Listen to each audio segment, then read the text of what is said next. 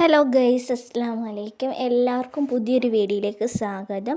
ഇന്നാണെങ്കിൽ ഞാൻ ഈ ഷാജിയുടെ വീഡിയോസൊക്കെ ഇതൊക്കെ ഞാൻ നിർത്തിയതാണ്.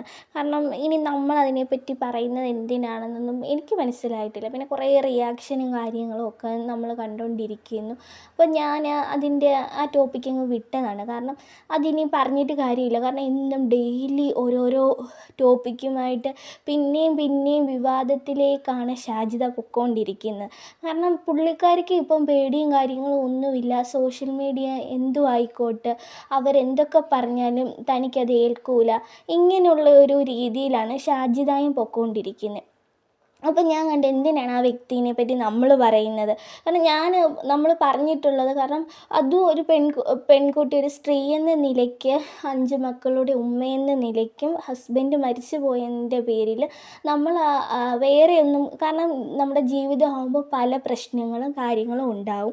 അപ്പോൾ നമ്മൾ അതിനെപ്പറ്റിയൊന്നും പറഞ്ഞിട്ട് കാര്യമില്ല. കാരണം അത് നമ്മൾ ഫേസ് ചെയ്തേ പറ്റത്തുള്ളൂ. അപ്പോൾ പല രീതിയിലുള്ള പ്രശ്നങ്ങൾ വരാം. അത് സോൾവ് ആക്കാനുള്ള കഴിവാണ് നമുക്ക് വേണ്ടത്. പക്ഷേ ഇത് ഒരു പ്രശ്നം തുടങ്ങുമ്പോൾ വീണ്ടും ഈ കൊച്ചു കുട്ടികൾ അങ്ങോട്ട് അവരെൻ്റെ നമ്പർ കൊടുത്തു, ഇവരെൻ്റെ അങ്ങനെയൊക്കെ പറഞ്ഞുകൊണ്ട് പല രീതിയിലുള്ള ഇതാണ് റിയാക്ഷൻസും കാര്യങ്ങളൊക്കെയാണ് ഇപ്പം വന്നുകൊണ്ടിരിക്കുന്നത്.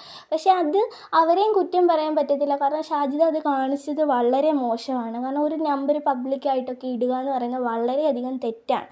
അപ്പം അത് നമുക്കൊന്നും പറയാൻ പറ്റത്തില്ല. എത്രയൊക്കെ ആരൊക്കെ എന്തൊക്കെ പറഞ്ഞിട്ടും തനിക്കത് ഒരു ബുദ്ധിമുട്ടും ഉണ്ടാക്കില്ല എന്നുള്ള ഒരു നിലപാടിലാണ് ഷാജിദ ഇപ്പം പൊയ്ക്കൊണ്ടിരിക്കുന്നത്.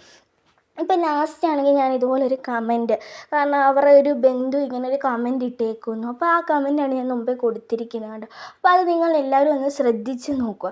അപ്പോൾ അതിൽ കുറച്ച് കാര്യങ്ങൾ പറയുന്നുണ്ട്. ഷാജിദ ഈ പ്രശ്നം സ്റ്റാർട്ട് ചെയ്ത് ഇപ്പോൾ ലാസ്റ്റ് വന്ന് നിൽക്കുന്നത് ഷാജിദയുടെ മരിച്ചുപോയ ഹസ്ബൻഡിലാണ്. കാരണം ആ വ്യക്തി ആത്മഹത്യ ചെയ്തതിൻ്റെ കാരണം ആ ബന്ധു പറയുന്നുണ്ട് ഷാജിദയാണ്. കാരണം ലാസ്റ്റ് ഫോൺ കോളൊക്കെ ഷാജിദയുമായിട്ടുള്ള പ്രശ്നത്തിൻ്റെ പേരിലാണ് ആത്മഹത്യ ചെയ്തത്.